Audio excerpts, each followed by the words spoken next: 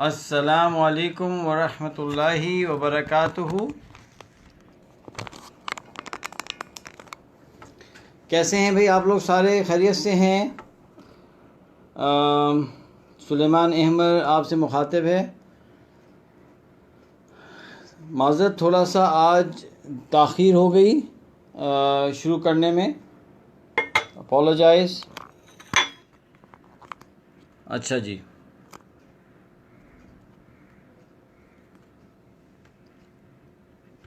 तो कल हमने छोड़ा था डिस्कशन इस बात पर कि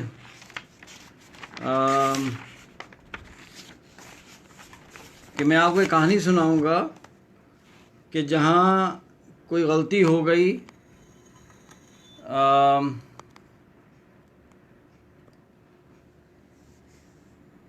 अल्टीमेट पर्पस पे एंकर ना करने पर। ठीक है,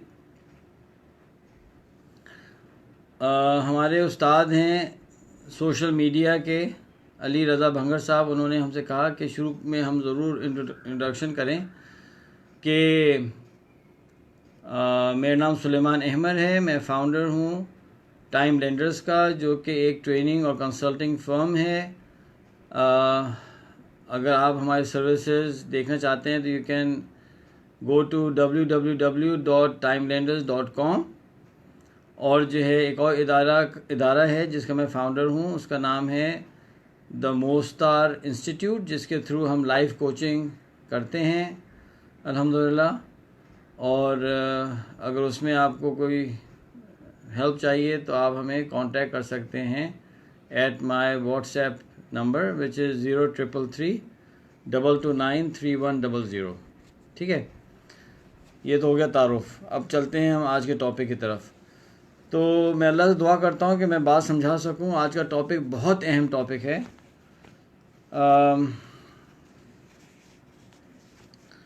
कि हम अल्टीमेट विजन को डिस्कस कर रहे हैं। ठीक है, तो इसमें एक कहानी है, मैं चाहता हूँ कि आपको सामने रखूँ। ठीक है, तो एक दफ़ा एक कंपनी की ट्रेनिंग हो रही थी और जो उनके हेड ऑफ फाइनेंस थे वो सेशन कंप्लीट हुआ, मेरे पास आए, कहने लगे कि सुलेमान साहब थोड़ा अगला टाइम होगा आफ्टर द सेशन। तो मैंने कहा होगा, इसलिए कि वीकेंड भी था और असर पे ख़त्म हो रहा था सेशन और मेरी कोई मीटिंग नहीं थी।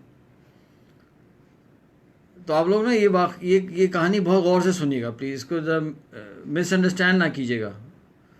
मैं समझता हूँ कि अगर हम इसको समझ लिया हमने कहानी को तो बहुत फ़ायदा हो सकता है। तो मैंने कहा ठीक है। खैर असर की नमाज़ पढ़ी, असर की नमाज़ के बाद मैं बैठ गया। उन्होंने मुझसे कहा कि एक काश सुलेमान साहब मैं आपका ये कोर्स चंद साल पहले कर लेता। तो मैं समझ गया कि कोई सैड कहानी आने वाली है। तो मैंने कहा कि खैरियत बताइए क्या हुआ। तो अब उन्होंने कहानी ये सुनाई। अच्छा, इसमें हो सकता है कुछ तफसील आगे पीछे हो, बहुत साल हो गए, मैं अल्लाह मुझे माफ़ करें, लेकिन कम से कम उसका जो मेन आइडिया है वो आपके सामने आ जाएगा। उन्होंने कहा कि सुलेमान साहब मेरे 2 बच्चे हैं, एक बेटी है और एक बेटा है। और जब बच्चे छोटे थे तो मेरी जो साली साहिबा थी वो यूएस मूव कर गई। जब यूएस मूव कर गई तो उन्होंने फिर कहना शुरू किया कि भाई आप लोग कम से कम समर्स तो हमारे पास आया करें, हमारे पास गुजारा करें समर्स। तो हमने कहा ठीक है। तो हम गर्मी की छुट्टियों में यूएस जाने लगे। आप में से बहुत से लोग यहाँ यूएस से भी देख रहे हैं हमारी वीडियोस। तो यूएस में अगर आप आते हैं तो मेन जो एक्सपेंस होता है फॉर ट्रैवलर्स वो बोर्डिंग लॉजिंग का होता है ज़्यादा। तो अगर ज़ाहिर बात है वो फैमिली है, आप गर्मियों में चले जाते हैं तो आसान हो जाता है काम। अब ये जो है ना हर गर्मियों की छुट्टियों में यूएस जाने लगे। अच्छा, आपका क्या ख्याल है मोहम्मद अहमद नईम साहब कि अगर आप अपने छोटे बच्चों को यूएस ले जाएंगे हर समर्स में तो उनको यूएस अच्छा लगेगा या बुरा लगेगा? हैं यमीन यूसुफ साहब, आप कैसे लगे, उन बच्चों को कैसे लगेगा यूएस? बोलें। अच्छा लगेगा, इसलिए कि जब आप जाते हैं एज अ विज़िटर तो यूजुअली आप उन जगहों पे जाते हैं जो कि टूरिस्ट अट्रैक्शंस होते हैं, बहुत अच्छा लगता है। आप साउथ साइड शिकागो नहीं जाते, आप डाउनटाउन लॉस एंजल्स नहीं जाते, आप जो है वो मिसिसिपी के रूरल एरियाज़ में नहीं जाते, आप जो है वो एलाबामा के रूरल एरियाज़ में नहीं जाते, आप इस तरह की जगहों पे थोड़ी जाते हैं, समझे ना। हार्लेम नहीं जाएंगे आप, तो उन जगहों पे जाएंगे, नायग्रा फॉल्स, वाह माशाल्लाह पानी आ रहा है और इतना खूबसूरत है, स्टैचू ऑफ लिबर्टी और ऑरलैंडो फ्लोरिडा और योसेमिटी नेशनल पार्क और येलोस्टोन नेशनल पार्क, सुभान अल्लाह। नहीं जाएंगे तो अच्छा लगने लग गया अमेरिका। अच्छा, लोग अमेरिका नहीं जाते, उन्हें अमेरिका अच्छा लगना शुरू हो जाता है, तो व्हाट अबाउट कि वो लोग जो आने जा रहे हैं, तो उनकी जो बड़ी बेटी थी, अच्छा बेटी बड़ी थी, बेटी ने कहना शुरू कर दिया कि बाबा मैं जो है ना आईवी लीग में से किसी यूनिवर्सिटी में पढ़ना चाहती हूँ। अच्छा, आईवी लीग जो है वो तकरीबन कोई 8-9 यूनिवर्सिटीज़ का एक मजमुआ है, and these are some of the top US universities, समझे ना। और आईवी लीग यूनिवर्सिटी में पढ़ने का मतलब ये है कि यानी आपकी ग्रेजुएशन से 1-2 सेमेस्टर पहले ही जॉब लग जाती है आपकी, और पूरी ज़िंदगी जो है ना आप कहते हैं आईवी लीग में मैंने पढ़ाई की है। तो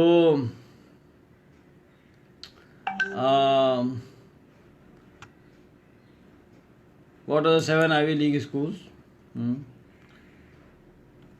तो ये 7 यूनिवर्सिटीज़ हैं आईवी लीग के अंदर। एक तो है ब्राउन यूनिवर्सिटी, मैं गया हूँ वहाँ, ज़बरदस्त। फिर कोलंबिया यूनिवर्सिटी है, कॉर्नेल है, डार्टमट कॉलेज है, हार्वर्ड यूनिवर्सिटी है, यूनिवर्सिटी ऑफ पेंसिल्वेनिया है, समझे ना, और प्रिंसटन यूनिवर्सिटी है और येल यूनिवर्सिटी है। तो ये जो है ना सारी आईवी लीग यूनिवर्सिटीज़ कहलाती हैं। तो वालिद साहब ने कहा कि ठीक है तुम चली जाना आईवी लीग यूनिवर्सिटी। तो अब हुआ ये कि उन्होंने कहा कि बच्ची ने बड़ी मेहनत की और ओ लेवल्स में स्ट्रेट एज आए, ऑल एज, ए लेवल्स में ऑल एज। अच्छा जनाब, बच्ची ने अप्लाई किया इन यूनिवर्सिटीज़ में, तो शायद 1 या 2 या 3 यूनिवर्सिटी से एडमिशन भी आ गया और कुछ थोड़ी बहुत स्कॉलरशिप का भी ऑफ़र आ गया। अब आप ये सोचें कि एक तो इतना अच्छा एकेडमिक रिकॉर्ड है, उसके बाद आईवी लीग से एडमिशन आ चुका है, उसके बाद जो है वो एक लड़की भी है, लड़कियों को ज़्यादा वो प्रेफर करते हैं, लड़की भी है वो, और जो है उसका टोफल वगैरह में भी अच्छा स्कोर आ गया। अब वो गए अप्लाई करने के लिए visa, US embassy. Rizwan Rashid साहब जब यूएस एम्बेसी गए और वीज़ा अप्लाई किया तो क्या हुआ आपके ख्याल में? क्या चांसेस हैं वीज़ा के मिलने के? बहुत ज़्यादा चांसेस है ना। लेकिन अल्लाह का निज़ाम ये है कि उन्होंने वीज़ा अप्लाई किया और वीज़ा हो गया रिजेक्ट। अच्छा, अब चूँकि मैं 11 साल रहा हूँ यूएस में और कनाडा में, तो मुझे ज़्यादा बहुत अंदाज़ा है इनके जो प्रोसेसेस का ना। और दूसरी बात ये थी कि मेरा ट्रैवल इतना ज़्यादा था, आना जाना आना जाना आना जाना, कि वो बेचारे तो मतलब परेशान ही रहते थे अमेरिकन इमिग्रेशन वाले कि, बल्कि एक दफ़ा तो मुझको पकड़ा तो नहीं, रोक लिया उसने मुझसे कहा कि you left the US this morning and you coming back this evening. मैंने कहा हाँ। और कहने लगा why are you travelling so much. मैंने कहा भाई मैं रिलीफ वर्कर हूँ, मैं इसलिए ट्रैवल करता हूँ। तो मेरा बहुत आइडिया है इनके साथ। तो इशू ये है कि अगर उसने वीज़ा आपका रिजेक्ट कर दिया, इसका मतलब है कि अब आप उसको टर्न अराउंड नहीं कर सकते, और कोई भी रीज़न दे सकता है वो। और सबसे ज़बरदस्त इनका रीज़न होता है कि जी हमें ये फील होता है कि ये लड़की जाएगी तो ये लड़की वापस नहीं आएगी, she will remain in the US, ये वो कह सकते हैं। खैर जो भी था, उन्होंने वीज़ा रिजेक्ट कर दिया और वो बड़ी दिल बर्दाश्ता हुई, बहुत डिस्टर्ब हुई, बहुत डिप्रेस हुई। अच्छा, उन्होंने कहा कि आप 6 महीने बाद फिर अप्लाई कर सकते हैं। तो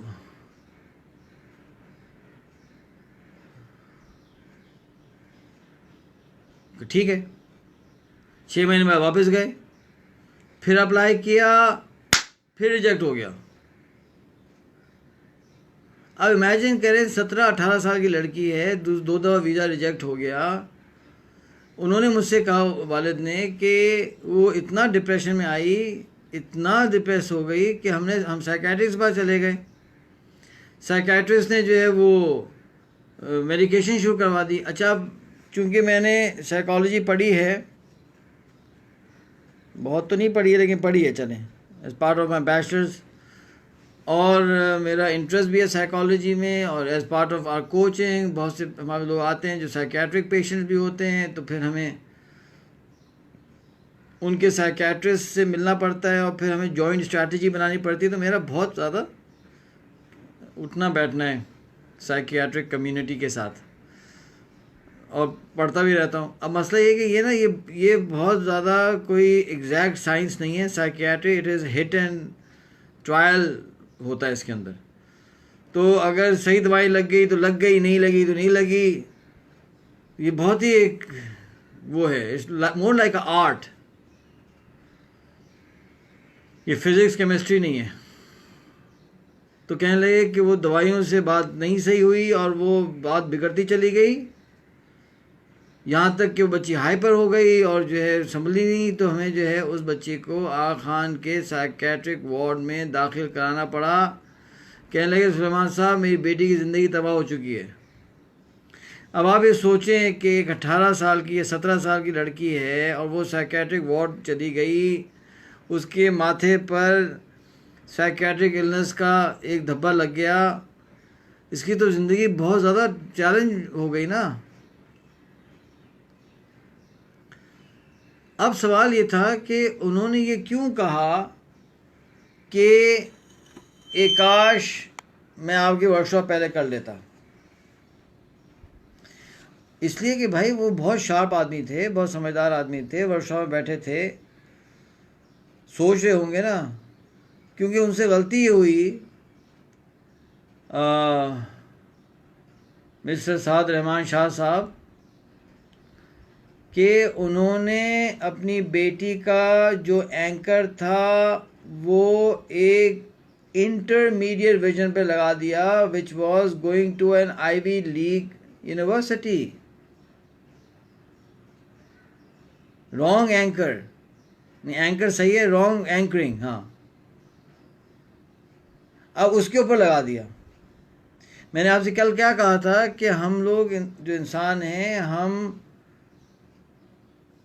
कमज़ोर अल्लाह ने हमें बनाया है, हमें सहारा चाहिए होता है। इसलिए आप देखें कि जब बच्चा छोटा होता है ना, वो माँ का सहारा लेता है, थोड़ा बड़ा होता है तो उसको ना दोस्तों का सहारा चाहिए होता है, फिर बाप का सहारा लेने की कोशिश करता है, फिर पीयर्स का सहारा लेने की कोशिश करता है, फिर जो है उसे समझ आता है कि यार पढ़ाई का सहारा लेना चाहिए, पढ़ाई में मेहनत करने की कोशिश करता है, फिर वो जो है जॉब का सहारा लेता है, फिर पैसे का सहारा लेता है, फिर उसको इज्जत की बात होती है, मेरा मेरा मकाम हो, इन चीज़ों का सहारा ले रहा होता है इंसान।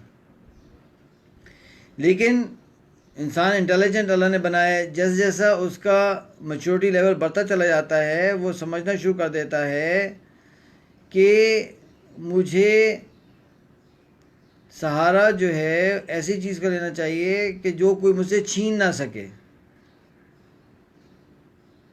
तो उसे समझ आ जाता है, इंसान को बहुत जल्दी आ जाना चाहिए, कुछ को देर से कुछ जल्दी आ जाता है कि यार सबसे पावरफुल चीज़ जो मेरे पास है ना, वो मेरा विजन है। विजन ये कोई छीन नहीं सकता।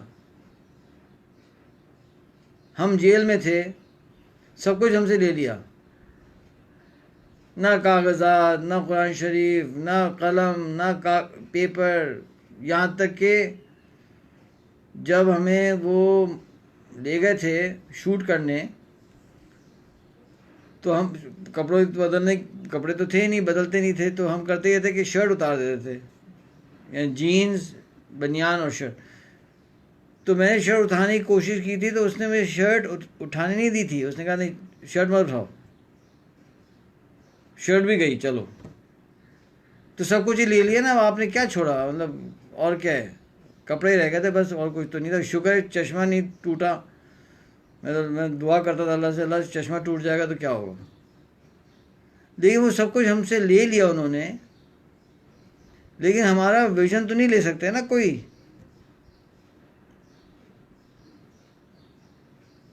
वो एक शेर है ना कि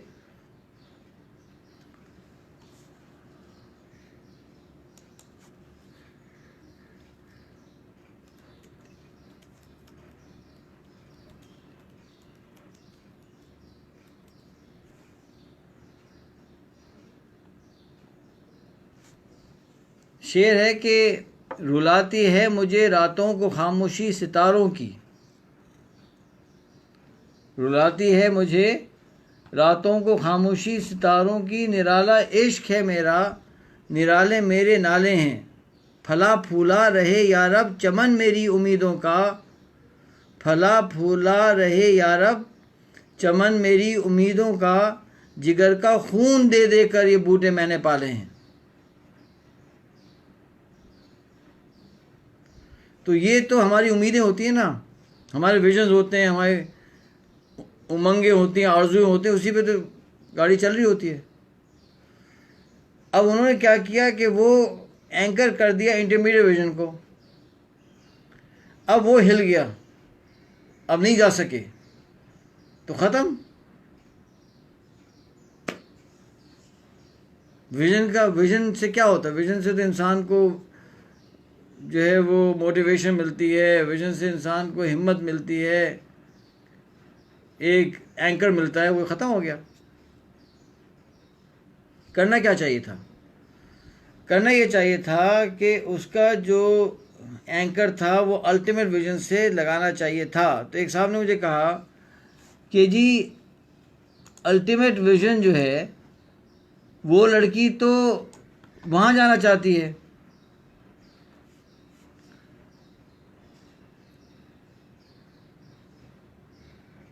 आईवी लीग यूनिवर्सिटी जाना चाहती है।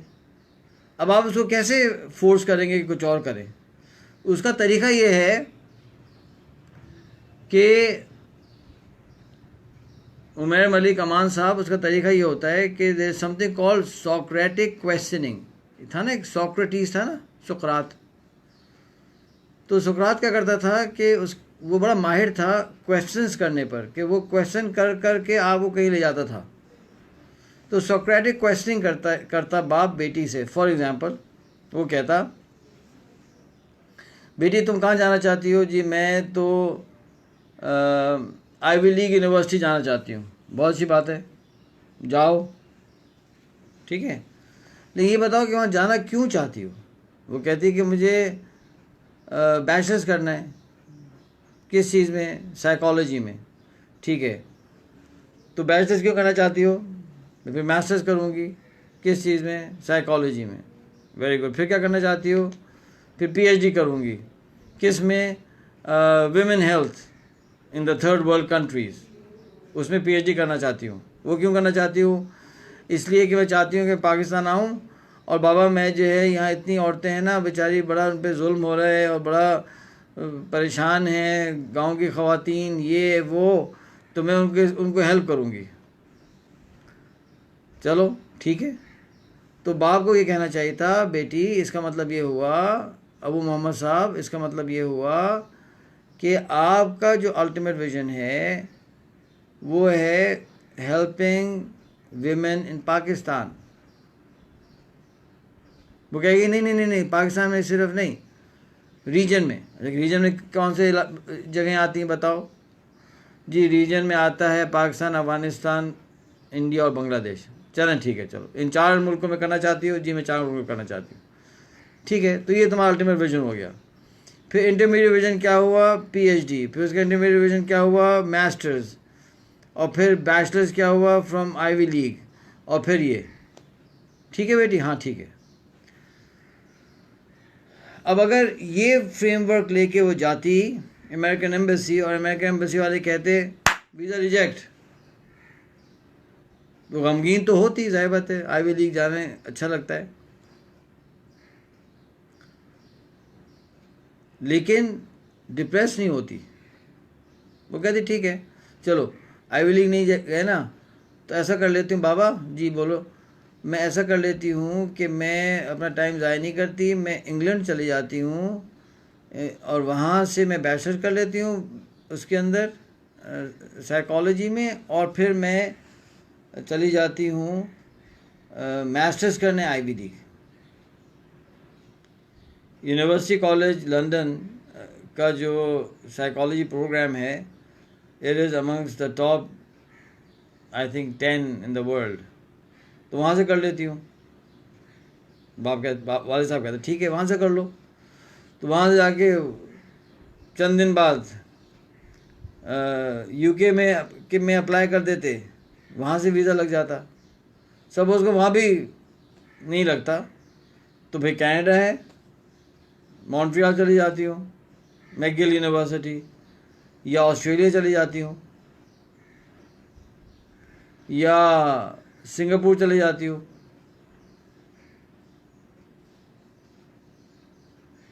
जो वो ये कहते हैं ना कि काश मैं आपके वर्षों पहले कर लेता, ये था उनका मतलब। ख़वातीन हज़रात, मुझे बड़ा दुख हुआ, मुझे ऐसा लगा कि हम लेट हो गए ना, इस बच्ची के लिए हम लेट हो गए।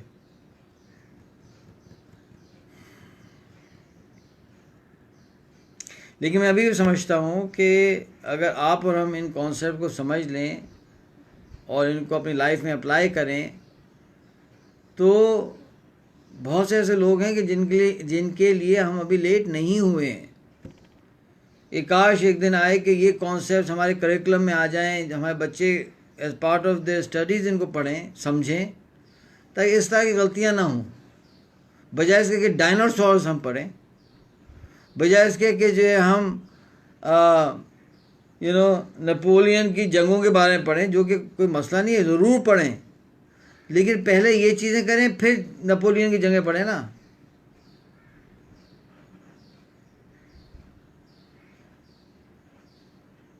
तो बेहतर है कि ये पढ़ लेते।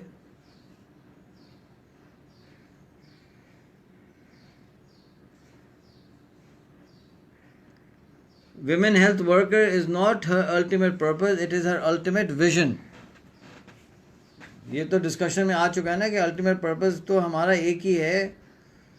वो क्या है? सबमिशन टू अल्लाह सुब्हानहू व तआला, अल्लाह की अब्दियत। ये हमारा अल्टीमेट पर्पस है, और हर इंसान के बच्चे का अल्टीमेट पर्पस एक ही होता है। डिफ्रेंशिएशन जो है ना अल्टीमेट विजन लेवल पे होती है। हो सकता है कि आप हज़रात चंद ने वो पिछली वीडियोस नहीं देखी हो, तो मैं रेकमेंड करूँगा कि ये पूरी वीडियो सीरीज़ आप लोग देखें सीक्वेंस के साथ, तो ये सारी चीज़ें क्लियर हो जाएंगी। अच्छा जनाब, ये तो इम्पोर्टेंस आ गई कि क्यों हमें सही जगह पे एंकर करना है। अब सवाल ये आ जाता है कि चलें, हो गया, समझ के गए, तो अब हमने भी तो बनाना है ना अल्टीमेट विजन। तो इसके अंदर जो सबसे पहला पोनी आता है वो मैं बता देता हूँ, आप हज़रात की खिदमत में रखता हूँ। एक साहब ने कहा मुझे, पोनी का मतलब क्या होता है? मिसकंसेप्शन। एक साहब ने मुझे कहा कि सुलेमान साहब, आप ये चाहते हैं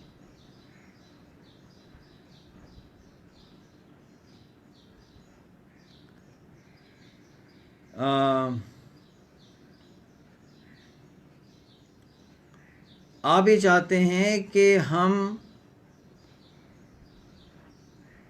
टूटे हुए दिलों के साथ मरें और हम गम के साथ मरें। मैंने क्या मतलब, कहने लगे आप ये कहते हैं कि आपका हमें चाहिए कि हम बड़े विजन बनाएं, और तो हम बड़े विजन बना लेंगे लेकिन उनके चांसेस पूरे होने के कम होंगे। तो जब वो पूरे नहीं होंगे तो हम टूटे हुए दिलों के साथ मरेंगे।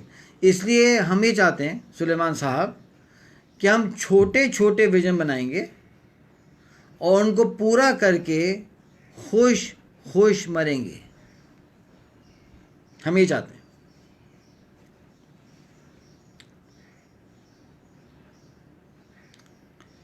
तो ये तो पोनी है। ये पोनी कैसे है समझें।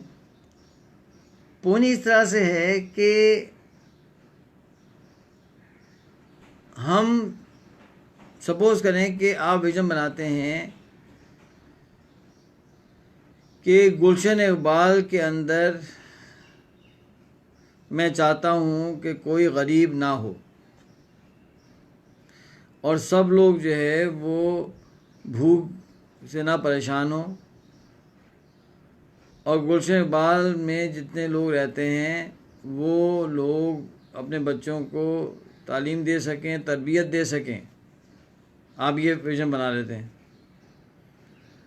और आप जो है एक इदारा बना लेते हैं गुलशन इकबाल वेलफेयर फाउंडेशन। ठीक है, ठीक है।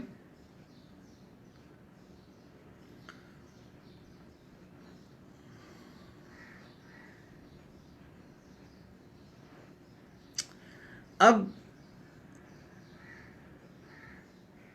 जो इस्लामिक फ्रेमवर्क है वो ये कहेगा ये तो विजन बना लिया आपने, तो इसके पीछे पर्पस ऑफ द विजन क्या है, ये क्यों करना चाहते हैं आप।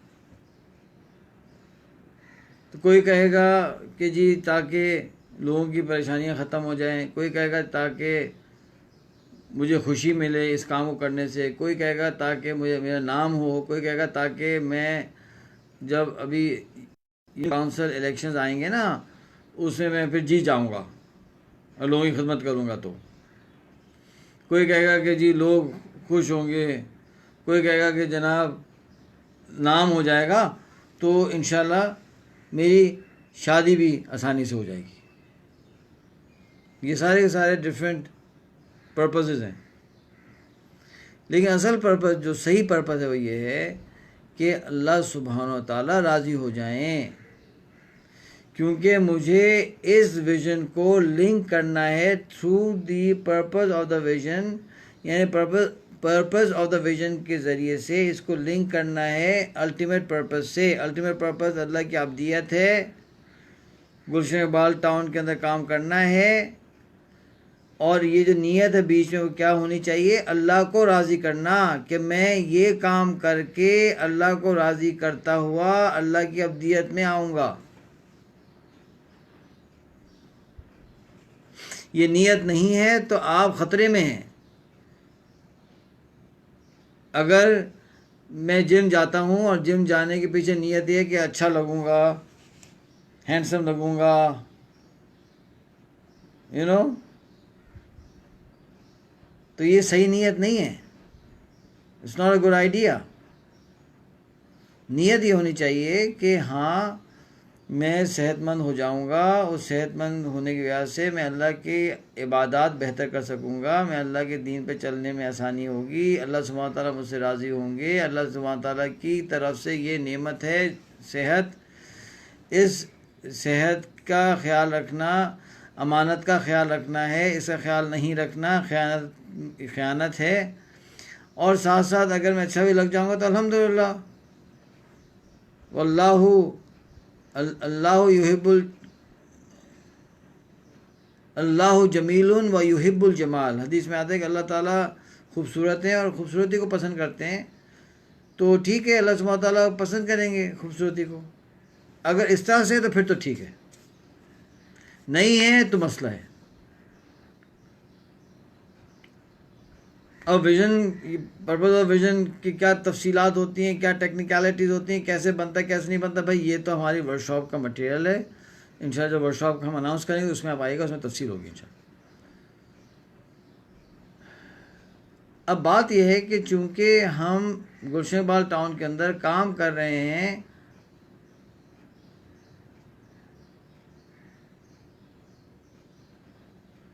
एक बड़ा अच्छा कमेंट आया, it means that every purpose of vision should be link to ultimate vision. हाँ, every purpose of the vision should be linked to the ultimate purpose and it should be behind the ultimate vision। यानी ultimate vision की बुनियाद ultimate purpose of the vision पे होगी और purpose of the vision जो है वो link होगा अल्टीमेट पर्पस के साथ। ठीक है, अच्छा जनाब, तो अब हमने इसको तय कर लिया कि हमने जो काम करना है गुलशन इकबाल टाउन में, वो करना है अल्लाह को राज़ी करने के लिए। अब पारा साहिबा, अगर अल्लाह सुब्हानहू व तआला को राज़ी करना है,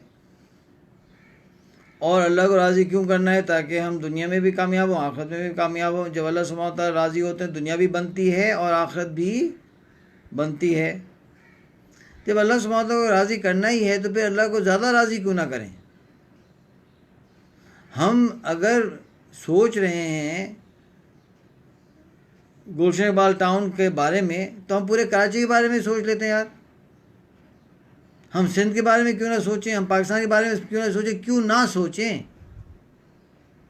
अब लोग कहते हैं जी इतने तो हमारे वसाइल नहीं हैं। भाई कहीं हमने कहा है आज तक कि जो विजन, अल्टीमेट विजन जो है वसाइल को देख के बनाना चाहिए? हम तो ये कहते हैं कि अल्टीमेट विजन जब आप बनाएं, क्योंकि आप सबने कुछ ना कुछ बनाना है, ठीक है। अल्टीमेट विजन जब आप बनाएंगे तो दो चीज़ों का ख्याल रखेंगे, दो चीज़ें। नंबर 1 कि मैं क्या करना चाहता हूँ, मैं क्या क्रिएट करना चाहता हूँ लॉन्ग टर्म में। अगर मेरे पास अनलिमिटेड टाइम हो और अनलिमिटेड रिसोर्सेज हो तो मैं क्या करना चाहता हूँ? अब लोग बहस करते हैं जी इतने रिसोर्सेज तो हैं। अरे भाई नहीं है ना, तो आपका क्या ख्याल है, क्या आपने ये काम अपने रिसोर्सेज से करना था या आपने ये काम अल्लाह सुब्हानहू व तआला के रिसोर्सेज से करना था? अल्लाह सुब्हानहू व तआला के पास तो कमी नहीं है ना रिसोर्सेज की, वो तो हमारे पास कमी है। हमने अपने अल्टीमेट विजन्स अपने रिसोर्सेज से नहीं करने, हमने अल्टीमेट विजन्स अल्लाह सुब्हानहू व तआला के रिसोर्सेज पे निगाह करके और अल्लाह सुब्हानहू व तआला से गिड़गिड़ा के दुआएं मांग मांग मांग कर करके करने हैं।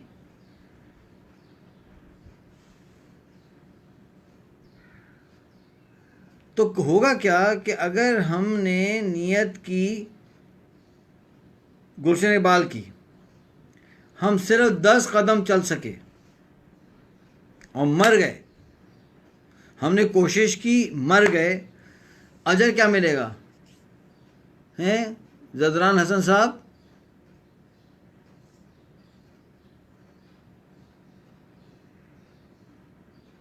अजर क्या मिलेगा? पूरे गुलशन इकबाल के अंदर गुर्बत ख़त्म करने का अजर मिलेगा।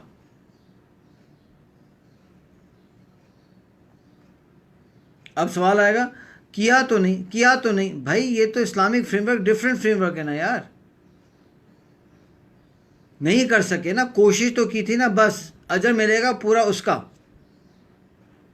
इसका मतलब ये है कि अगर हम पूरे गुलशन इकबाल में गुर्बत ख़त्म करेंगे तो जितना अजर मिलेगा, अगर सिर्फ 10 लोगों में से गुर्बत ख़त्म कर सके, बाकी नहीं कर सके, कोशिश की नहीं कर सके, तो अजर उतना ही मिलेगा।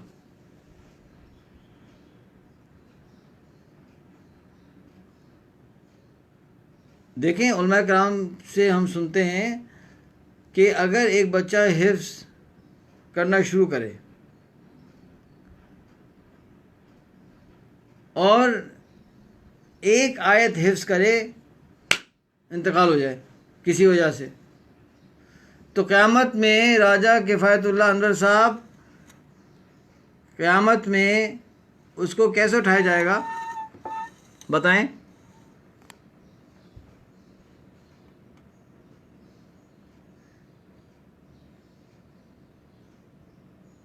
देखिए ना मौलाना उज़ैर मुग़ल साहब क्या फरमा रहे हैं, भाई उसको हाफिज उठाया जाएगा,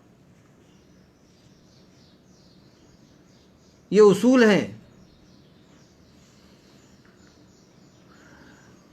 मैं आपके के सामने एक हदीस रखता हूँ,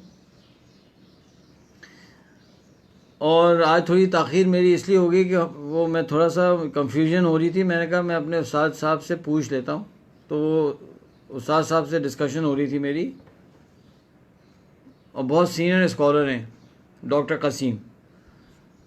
हदीस ये है, इसका रेफरेंस मेरे पास नहीं है, तो प्लीज़ आप लोगों ने रेफरेंस निकाल लेना है, ये हमारी जो उलमा की टीम बैठी है। लेकिन ये मुझे एक बहुत ही ऑथेंटिक साहब ने हदीस सुनाई।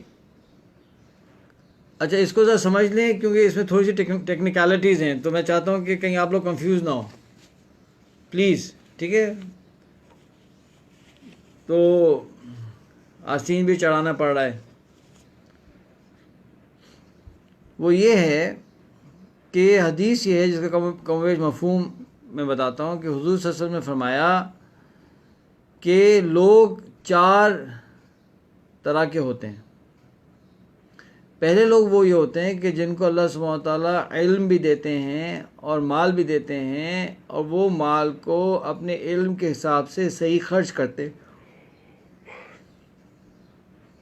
ये सबसे बेहतर होते हैं लोग।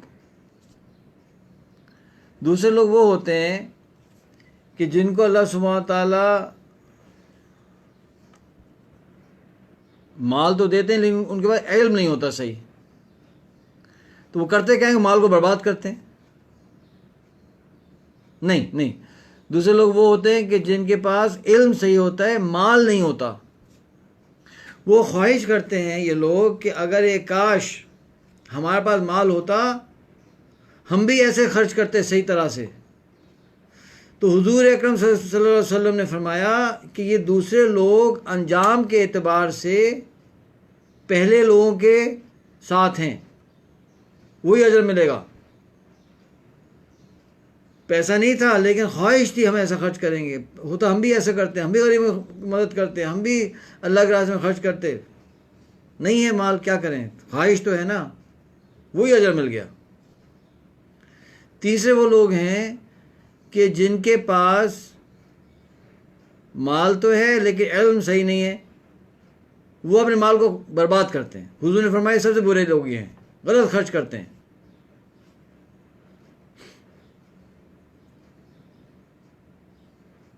ज़ाया करते हैं।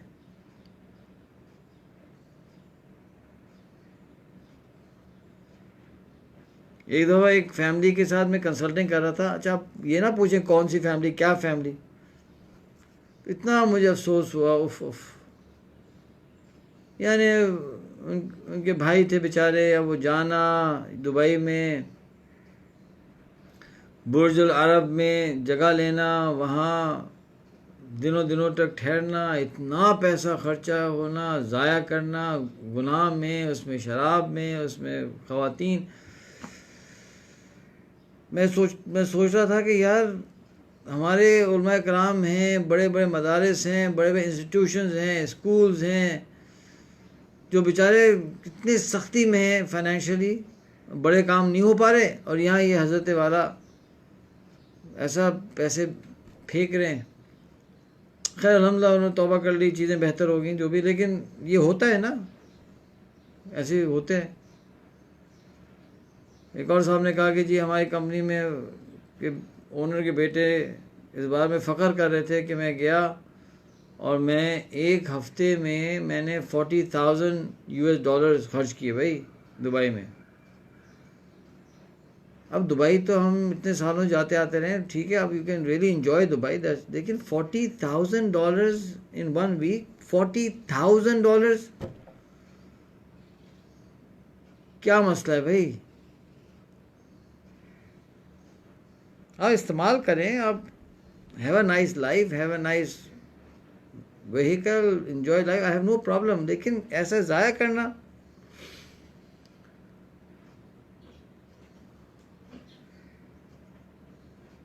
चलें, अब आ जाते चौथे टाइप, फोर्थ टाइप। चौथा टाइप हुजूर ने फरमाया वो लोग हैं जिनके पास इल्म भी नहीं है, माल भी नहीं है, लेकिन वो ये ख्वाहिश करते हैं कि अगर हमारे पास माल होता तो हम भी उसको ऐसे बर्बाद करते। हुजूर अकरम सल्लल्लाहु अलैहि वसल्लम ने फरमाया कि ये लोग उनके साथ हैं, यानी माल भी नहीं था, मज़े भी नहीं किए, आखिरत भी हाथ से गई। दुनिया तो थी नहीं, आखिरत भी गई।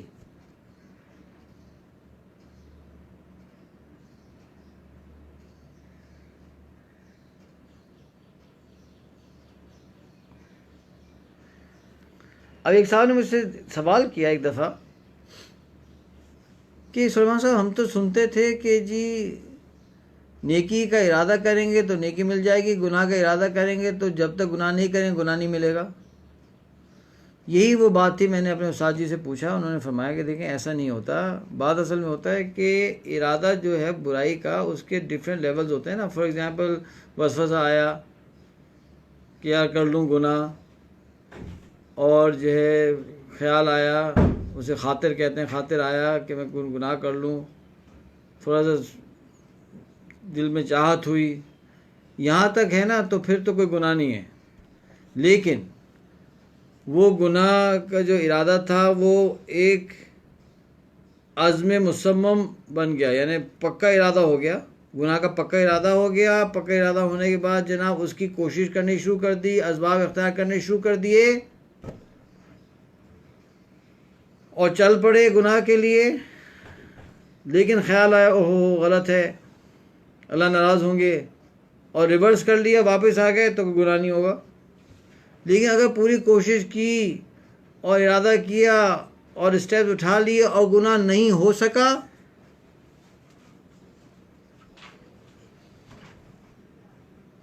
नहीं हो सका, तो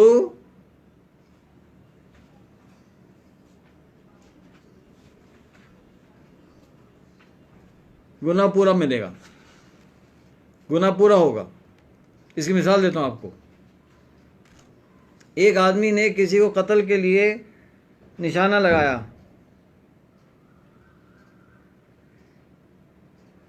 और जनाब उसने निशाना, गोली चलाई, लेकिन निशाना नहीं लगा, बंदा बच गया, तो गुनाह क्या होगा?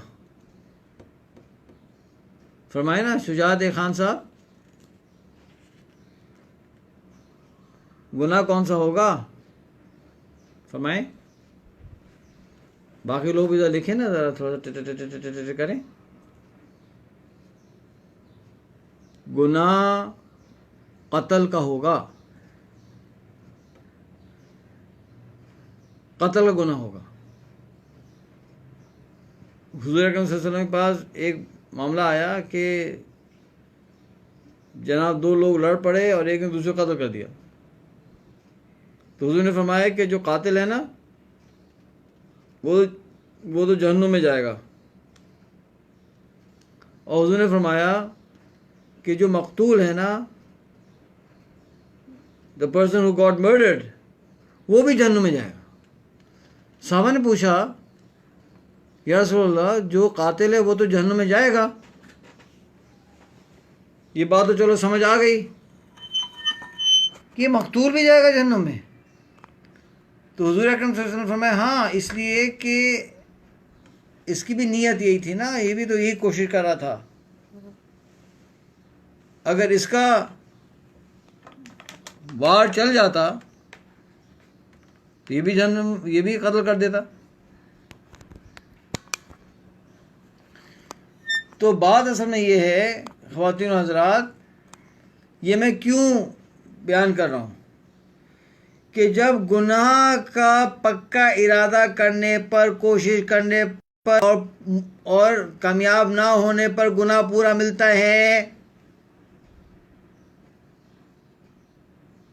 तो नेकी का पक्का इरादा कर कर पूरी कोशिश करने पर और कामयाब ना होने पर क्यों नेकी पूरी नहीं मिलेगी? यार, फॉर गॉड सेक, आप थोड़ा सा सोचें तो सही।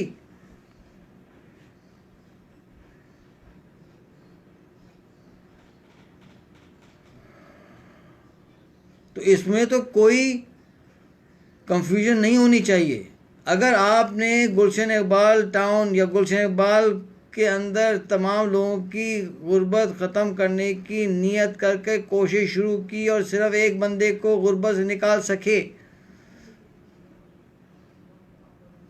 और मर गए, अल्लाह ना करे आपको, अल्लाह ना करे कोरोना वायरस हो गया, अल्लाह ना करे आपका वैसी तभी मौत आ गई, तो जब क़यामत में आप उठेंगे और आपके सामने नामा अमाल खोला जाएगा, अभी पढ़ेंगे, शाजी एजाजी साहब पढ़ रहे होंगे, ये मिसेस निदा आतिफ साहबा पढ़ी होंगी।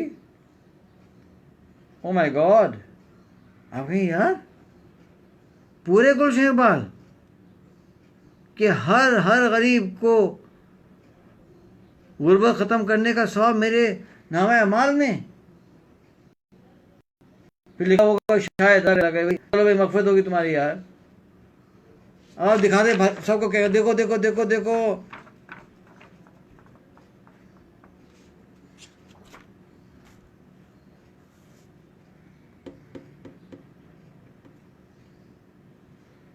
ये बात क्लियर हो गई। अगर ये बात क्लियर हो गई ख़वातीन और हज़रात, तो जब नियत करनी है तो फिर पूरे शहर की कर लें।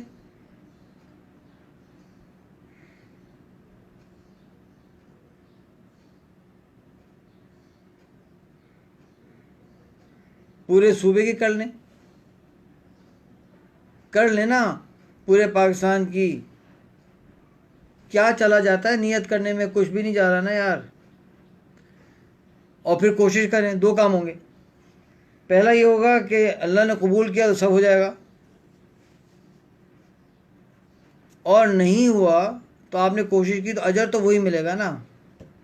तो विन विन सिचुएशन है ना भाई, विन विन सिचुएशन है।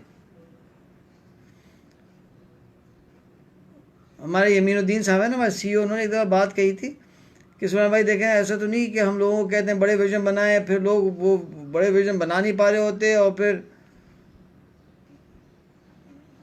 तो हमें नहीं चाहिए कि हम उनको कहें। एक दफ़ा कहा था, मैं इसको काफ़ी सोचता रहा, तो मैं इस नतीजे पहुंचा कि हाँ, बड़े विजन बनाने का कहकर उन्हें ये ना समझाना कि थोड़ी सी एफर्ट की इम्पोर्टेंस, और ये कि थोड़ी सी एफर्ट कर लें उसके बाद नताइज अल्लाह पे छोड़ दें। अगर ये दोनों बातें बताएंगे तो फिर यू आर ओके, फिर आदमी जो है वो डिप्रेस नहीं होगा, परेशान नहीं होगा।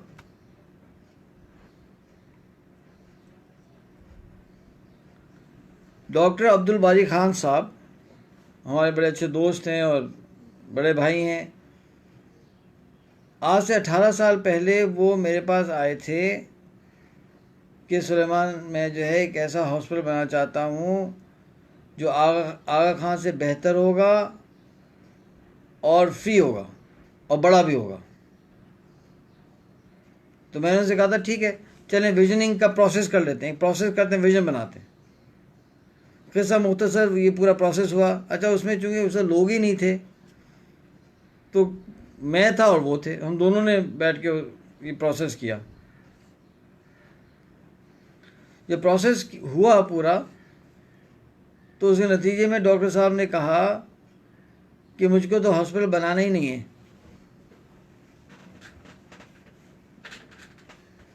बल्कि मैं एक फाउंडेशन बनाना चाहता हूँ जिसका नाम है रुफैदा फाउंडेशन।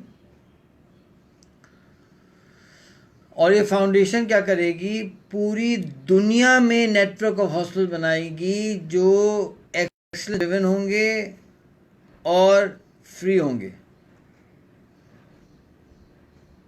चेंज हो गया, यानी स्कोप बढ़ गया। आज पाकिस्तान में 10 साल, 20 साल, 30 साल, 40 साल, 50 साल, 60 साल पहले हॉस्पिटल बने हैं, वो 1-2 हॉस्पिटल ही रहे। लेकिन इंडस हॉस्पिटल जो है वो 8 हॉस्पिटल्स का नेटवर्क बन चुका है माशाल्लाह से। It is the largest hospital network in this country. और कुछ दिन पहले डॉक्टर साहब से मुलाकात हुई थी तो उन्होंने ख़ुद कहा, भाई मैं बता रहा हूँ आपको, कहने लगे सुलेमान आपको पता है कि सर हमारा बजट कितना है? मैं कहा बताइए। पूरे बलूचिस्तान का जो हेल्थ बजट है, डॉक्टर साहब ने फरमाया वो है 18 बिलियन रुपीज़, 18 अरब रुपए है पूरे बलूचिस्तान का। और इंडस हॉस्पिटल नेटवर्क का इस साल का बजट जो है वो 32 बिलियन रुपीज़ है, 32 अरब रुपए। आज इस वक्त कोरोना का इशू चल रहा है, कितने हॉस्पिटल रिफ्यूज़ कर रहे हैं कि जी हम नहीं कर रहे हैं, हम नहीं कर रहे हैं। मुझे फ़ोन आ रहे हैं और सुभान अल्लाह, अल्लाह का फजल है कि वो इंडस हॉस्पिटल एक्सेप्ट कर रहे हैं। तो पहले तो हम कहते हैं गरीबों का अस्पताल, अब गरीबों के लिए है, गरीबों के लिए तो है, लेकिन अब तो अमीरों को भी वहीं इलाज मिल रहा है ना। 2 अमीर फैमिलीज़ के लोग वहाँ एडमिट हुए हैं मेरी पर्सनल नॉलेज में in the last few days. मुझे फ़ोन आया था, सुलेमान साहब आप कुछ कर सकते हैं? मैं कहा मैं तो कुछ नहीं कर सकता यार, वहाँ तो लाइन लगी हुई, आप जाएँ, जाके खड़े हो जाएं लाइन में। ये तो नहीं हो सकता कि जो लोग बेड पे हैं उनको तो हटा कर आपके पेशेंट को तो नहीं कर सकते ना, लेकिन जाके खड़े हों, मुझे बताएं कुछ कर। अल्लाह का फजल, दोनों का हो गया काम। गरीबों को ही नहीं हेल्प कर रहा बेचारा वो हॉस्पिटल, अमीरों को भी हेल्प कर रहे हैं माशाल्लाह। तो ये होता है अल्टीमेट विजन। तो हमने क्या कहा कि प्लीज़ बड़ा विजन बनाएं, छोटे छोटे विजन मत बनाएं।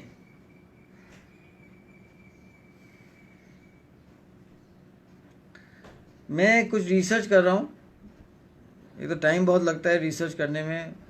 2 केस स्टडीज़ में रिसर्च कर रहा हूँ।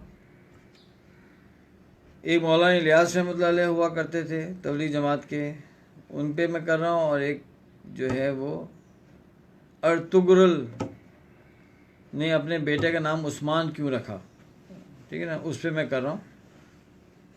तो होपफुली कल तक वो हो जाएगा काम, तो मैं आपके साथ शेयर भी कर लूँगा। लेकिन मैं आपको एक बात बताना चाहता हूँ, आखिरी बात,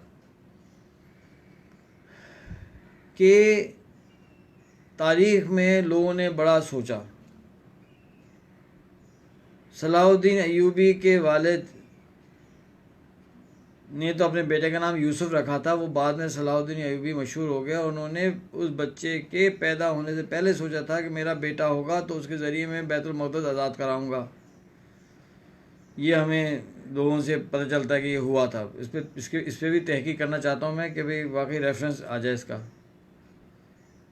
अब मसला ये है कि अगर ये बात सही है, चले मेरे पास रेफरेंस नहीं है तो मैं इसको हतमी नहीं कहूँगा, लेकिन फ़र्ज़ करें कि अगर सलाहुद्दीन अय्यूबी के वालिद साहब ने ये सोचा था कि बैतुल मक़दस आज़ाद कराऊँगा और बेटा पैदा हुआ और उसको पहले दिन से उस पर मेहनत करना शुरू की, हो गया। लेकिन बात असल में ये है कि आपका क्या ख्याल है कि ये सिर्फ उन्होंने सोचा होगा? ख़वातीन और हज़रात, मैं ये समझता हूँ कि सैकड़ों लोगों ने ऐसा सोचा होगा, सैकड़ों लोगों ने ऐसा सोचा होगा, कोशिश की होगी, फेल हो गए। तारीख़ तो उसको रिकॉर्ड करती है जो काम हो जाता है, जो इवेंट होता है उसको तारीख़ रिकॉर्ड करती है। इरादों को, नियतों को, अज़ाइम को तारीख़ रिकॉर्ड नहीं करती है, उनको रिकॉर्ड किसी ने नहीं किया। लेकिन जब क़यामत के अंदर सफ़ बनेगी उन लोगों की कि जिन लोगों ने बैतुल मक़दस आज़ाद किया है, तो उसमें उमर रज़ियल्लाहु तआला अन्हु भी होंगे, और उसके अंदर जो है ये जो है उस्मानी जो है खुलफा भी होंगे, और उसके अंदर जो है वो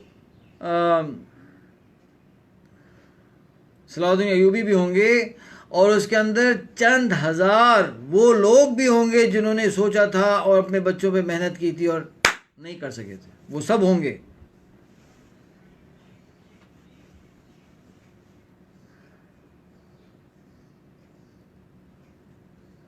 होंगे, बिल्कुल होंगे। अल्लाह और उसके रसूल सल्लल्लाहु अलैहि वसल्लम तो हमें ये बता रहे होंगे वो भी, क्योंकि ये हो ही नहीं सकता कि और लोगों ने ना सोचा हो। क्या आपका क्या ख्याल है कि उनके वालिद साहब एक अनोखे इंसान थे कि जो इस तरह से सोचते थे कि औरों के को दिल में गम नहीं होता था बैतुल मक़दस के जो है वो कुफार के कब्ज़े में होने का गम नहीं होता होगा? होता होगा भाई, होता होगा। इन्होंने विजन बनाया, कोशिश की, नहीं हो सका, हालात नहीं हुए, मौके नहीं आए, नहीं किया। लेकिन क्योंकि मेरा तारीख के अंदर I got a passion for history, मैं आपको एक और बात लिख के देता हूँ कि ऐसे बहुत से लोग होंगे कि जिनके पास ये मौका आया होगा, अपॉर्चुनिटी आई होगी, लेकिन चूंकि विजन नहीं था, वो अपॉर्चुनिटी ज़ाया हो गई। क्योंकि विजन होता है तो अपॉर्चुनिटीज़ को वो पकड़ लेता है। अपॉर्चुनिटीज़ के आने की वजह से विजन नहीं बनता। अपॉर्चुनिटीज़ आई और चली गई। वो शेर है ना, वो आके मेरे शहर से वापस भी जा चुका, वो आके मेरे शहर से वापस भी जा चुका, मैं रास्ते को घर को सजाने में रह गया, सूरज की तेज़ धूप तो आंगन में आ चली, मैं अपने दोस्तों को जगाने में रह गया। तो अल्लाह के लिए हम बड़े विजन्स बनाएं, क्योंकि पॉसिबल है कि मौका मिल जाए।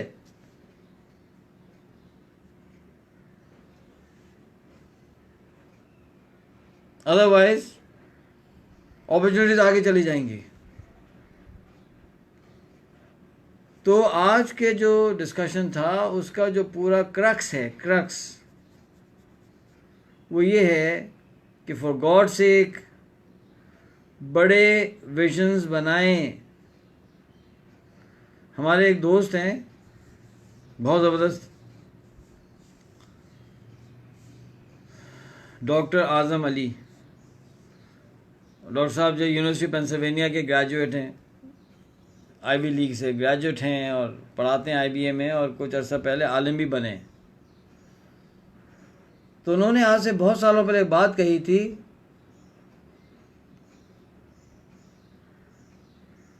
मैं भूला नहीं हूँ अभी तक। उन्होंने कहा था, Suleman, we Muslims today are even afraid to think big. हम तो आज बड़ी सोच से डरते हैं यार। जैसा एक परिंदा होता है ना, पिंजरे में रहता है, एक दिन आप बोले चलो जाओ जाओ, देखो जाओ, उड़ो उड़ो, वो नहीं जाना चाहता, वो डरता है, घबराता है, क्योंकि वो is so comfortable in that cage. पता नहीं बाहर क्या होगा, मुझे उकाब पकड़ लेंगे, मैं तो गिर जाऊंगा, मैं तो उड़ नहीं सकूंगा, गुम जाऊंगा जंगल में, वापस नहीं आ सकूंगा। उसी गम में बेचारा जो है ना वो उड़ता ही नहीं है। मैं लोगों से कहता हूँ यार, सबको नहीं कहता, प्लीज़ कुछ को कहता हूँ, भाई ये जो जॉब है ना, इसको तो पहले रिज़ाइन करें आप। जब तक रिज़ाइन नहीं करेंगे कुछ नहीं कर सकेंगे। डरते डरते ज़िंदगी गुजर जाएगी, लेकिन डरते डरते रहेंगे बस। एक अजीब खौफ, कुछ नहीं होता यार। अल्लाह पे एतमाद करें, प्लान करें, move on, get out of this comfort zone. तो कल जो है 2 डिस्कशंस करनी है। अगर मेरी रिसर्च होगी तो वो दोनों केस स्टडीज़ भी आपके साथ शेयर करूँगा। दूसरा हम बात करेंगे कि ये जो स्टेप्स हैं ना, बेबी स्टेप्स, ये कैसे उठाने, ठीक है, हाउ टू टेक दो स्टेप्स, फिर how to set up a big vision. लोग कहते हैं हम तो नहीं कर सकते। अरे भाई क्यों नहीं कर सकते? हमारे पास नॉलेज नहीं है, हमारे पास ये नहीं है, हमारे वो नहीं है।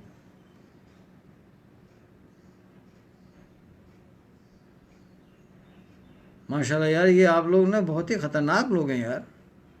माशाल्लाह, इतना तेज़ तो बहुत कम लोग रेफरेंसेस निकाल सकते हैं। आसान काम तो है नहीं माशाल्लाह, अल्लाह को खुश रखे यार। अब मैं करूँगा ये कि अब मैं आपको थोड़ा पहले दे दिया करूँगा काम ना,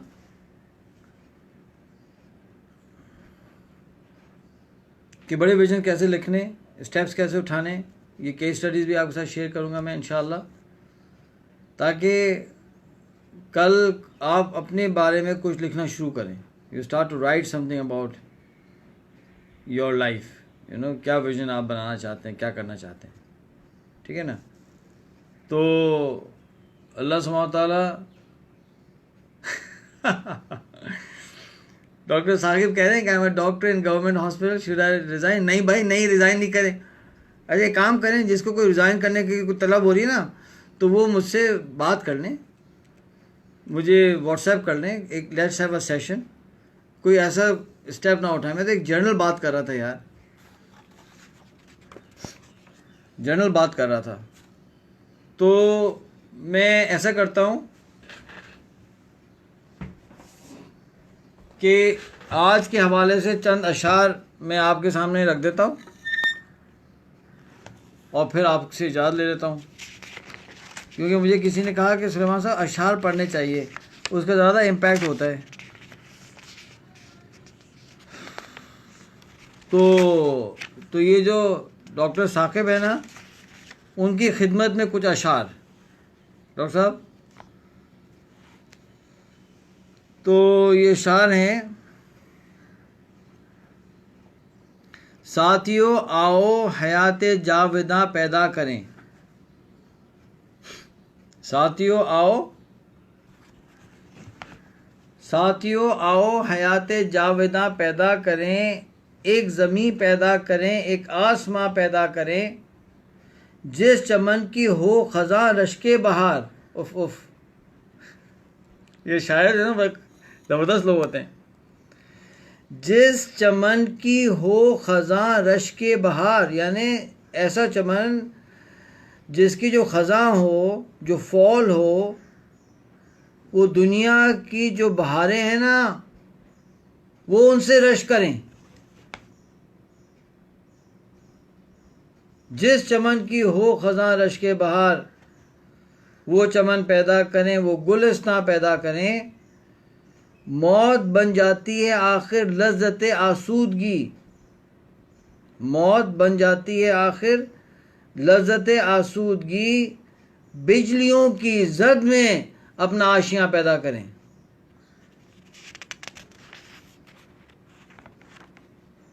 डॉक्टर साहब, अगर आपको 2 साल से अर्ज हो रहा था डॉक्टर साहब, तो आप कहाँ थे फिर, आए क्यों नहीं हमारे पास? अच्छा जनाब, कुछ अशार और हम बता देते हैं आपको।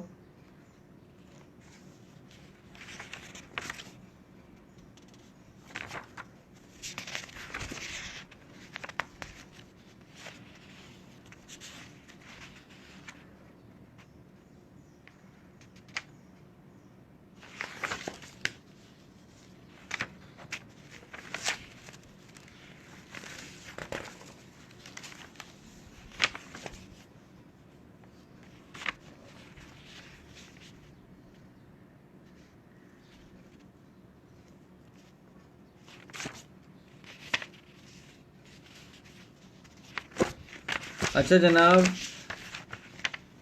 ओके।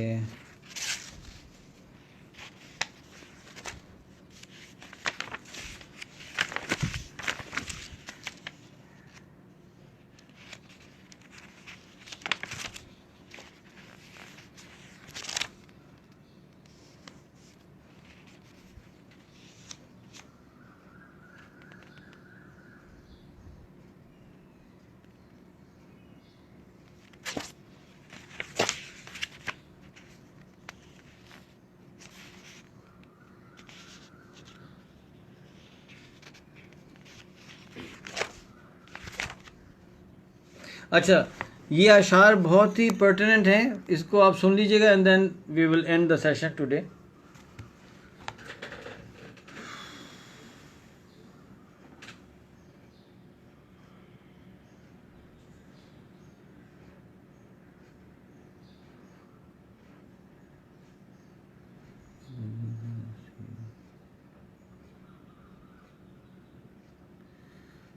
ये नज़म है, इसमें से मैं 4 अशार सिर्फ पढ़ रहा हूँ, ठीक है। अगर बाकी आपको पढ़ना हो तो आप यार देख लीजिएगा अल्लामा इकबाल के। आज़ाद की आन है महकूम का एक साल, आज़ाद की आन है महकूम का एक साल, किस दर्जा गना सीर हैं महकूम के औकात। यानी जो आज़ाद है उसका 1 सेकंड होता है ना, वो इतना वैल्यूबल होता है कि जो ग़ुलाम होता है उसका साल की वैल्यू नहीं होती, आज़ाद आदमी के 1 सेकंड की वैल्यू होती है। मैं देखता हूँ किस दर्जा गना सीर है महकूम के औकात, कि जो लोग आज़ाद हैं, जो लोग in control of the time है, उनके चंद सेकंड में वो कर जाते हैं जो महकूम बेचारा जो है साल भी लगाता है तो कुछ नहीं होता।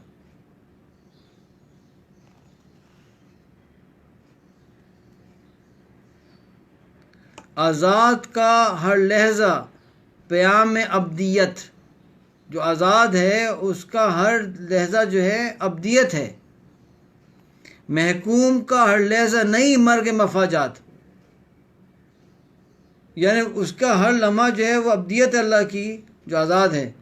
और जो महकूम है वो हर लम्हे बस मर्ग है और मौत में है बेचारा।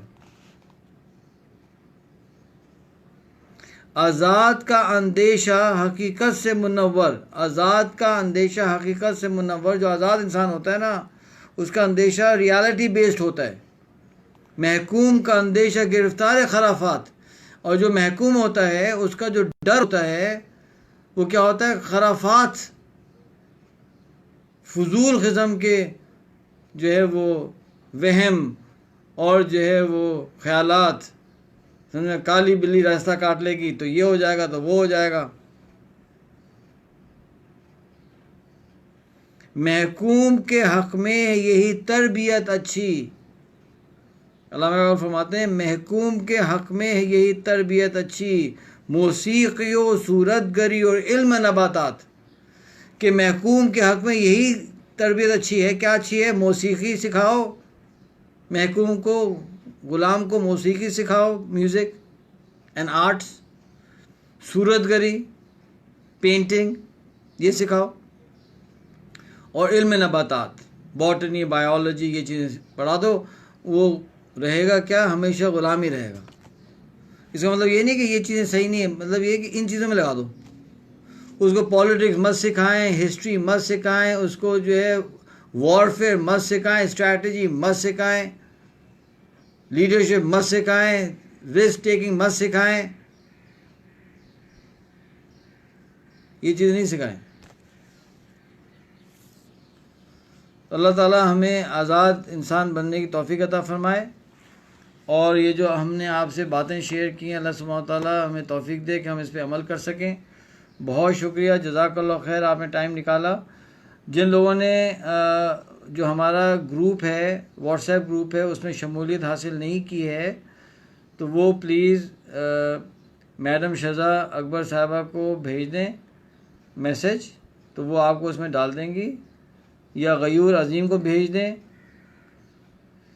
ये गयूर भाई आप और मैडम शज़ा आप अपने नंबर्स डाल दें, क्योंकि उसके अंदर हम और भी बहुत सी चीज़ें शेयर कर रहे हैं। और उस ग्रुप के अंदर जिन लोगों ने अपने प्रोफाइल्स नहीं डाले हुए वो प्रोफाइल्स डाल दें। I am keeping I started to maintain a file of all of you, ताकि जो आने वाले जो साल हैं इंशाल्लाह उसमें हमारा कांटेक्ट रहे and we can together do some projects इंशाल्लाह, ठीक है ना। तो ये बातें थी। Thank you so very much. अस्सलामु अलैकुम व रहमतुल्लाहि व बरकातुहू।